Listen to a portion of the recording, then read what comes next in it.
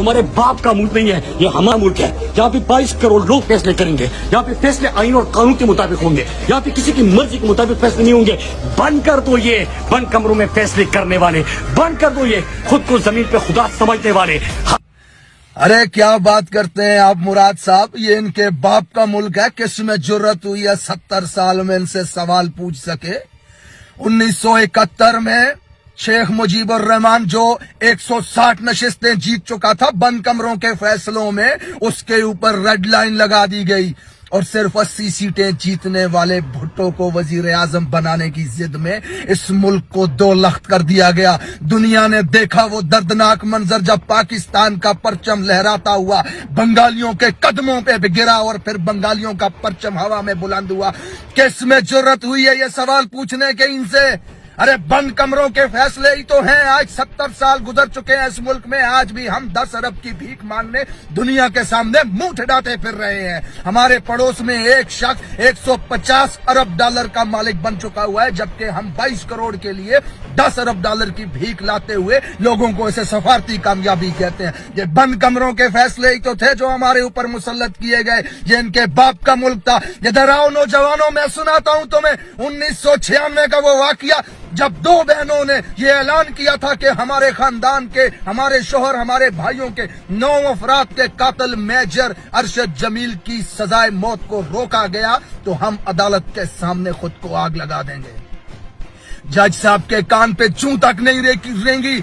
Justice of supreme court ने सजाए मौत को रोका और फिर पाकिस्तान की फिजा ने वो दर्दनाक मंजर देखा जब 2 बहनों ने खुद को आग लगाई, झुलस के मर गई उस आग में और उनके जिस्मों से उठता हुआ धुआं अदालत के अंदर जाके कमरे में जज के मुंह पे चपेड़े मार रहा था कि खुदा ने तुम्हें इस मुल्क में सबसे मुअज्जज और इज्जतदार और सबसे ताकतवर ओहदा दिया है, फिर किसके बूट की ताकत के नीचे लेटे हुए उसके मुंह को देख करके तुम फैसले करते हो इस मुल्क में। अरे अपने खानदान के 9 मकतूलों को इंसाफ देने के लिए 2 जवान बहनों को खुद को आग लगानी पड़ी। किस में जुर्रत है इनसे सवाल पूछने की? वो मेजर अरशद जमील जिसने फौजी दस्ते के साथ मई जिंदों की जमीन पे कब्जा करने के लिए उसके 9 अफराद को घर से उठा के दरियाए सिंध के किनारे पे ले जाकर के गोलियां मारी और अगले दिन GHQ से ये बयान जारी हुआ कि राह के दहशतगर्दों को मार दिया गया। वजीर आजम और आर्मी चीफ ने यूनिट को जाकर के इनाम दिए। ये तो बाद में सहाफियों की तहकीकात से पता चला कि मेजर अरशद जमील वडेरे के साथ मिलकर मई जिंदों की जमीन पे कब्जा करने के लिए उसके घर के अफराद को अगवा करके के जाके कत्ल करता है। अरे कौन है इस मुल्क में इनसे सवाल पूछने वाला? आज 80,000 लोग मरवा दिए दहशतगर्दी में, ड्रोन हमलों में, बम धमाकों में, गोलियों में। किसने पूछा आज तक इनसे सवाल? आज जिस कब्रिस्तान में जाएं आप, वहां पे 50 कब्रों के ऊपर पाकिस्तान का झंडा लहराता हुआ आपको नजर आएगा। मर रहे हैं फौजी रोज दहशतगर्दी में। आज तक एक जमीन पे हमने कब्जा नहीं किया, किसी मुल्क में जाके बमबारी नहीं की, किसी के साथ हालत जंग में नहीं है हम, फिर भी हमारे लोग दहशतगर्दी में मर रहे हैं। किस में जरूरत है सवाल पूछने की इनसे?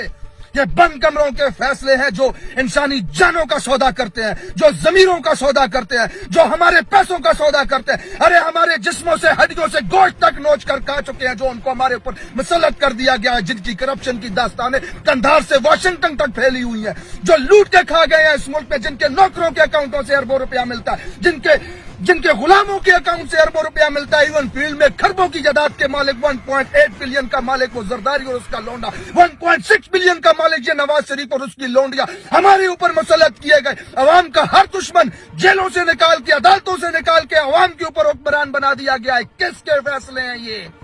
कौन जा सकता है इनके खिलाफ?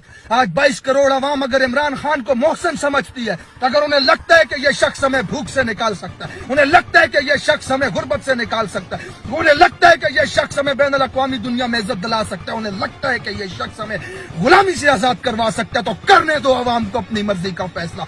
मत करो हमारे ऊपर मुसल्लत अपने फैसलों को। बात करते हो हमारी हड्डियों से गोश्त तक नोच के ले जा चुके हो, ट्रक के पीछे हम आटे के लिए लाइनों में मर रहे हैं। आज ये बंद कमरों के फैसले थे, जिनके बाप का मुल्क था, जो इनके फैसलों के खिलाफ कोई खड़ा ना हो सका, तो आज हम इस हालत में हैं।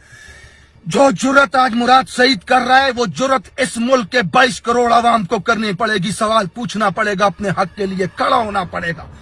आजादी ऐसे प्लेट में रख करके नहीं मिलती। डर को छोड़ो, खौफ को छोड़ो, میرے سے زیادہ محب وطن کون ہے؟ مجھ سے زیادہ اپنی کوچ سے محبت کرنے والا کون ہے؟ ارے کفن میں لپٹی لاش جب گھر پہ آتی ہے تو آنسو بہاتے ہوئے یہ کہتے ہو میں فخر ہے ہمارا بیٹا شہید ہوا، وطن پہ ہونا چاہیے فخر، لیکن یہ سوال پوچھا کرو کس نے ہمارے بیٹے کو مارا؟ کس جنگ میں ہمارا بیٹا شہید ہوا؟ کہاں ہے ہمارے بیٹے کو مارنے والا؟ کب ختم ہوگی یہ دہشت گردی؟ کب بند ہوں گے ہمارے بیٹے مرنے؟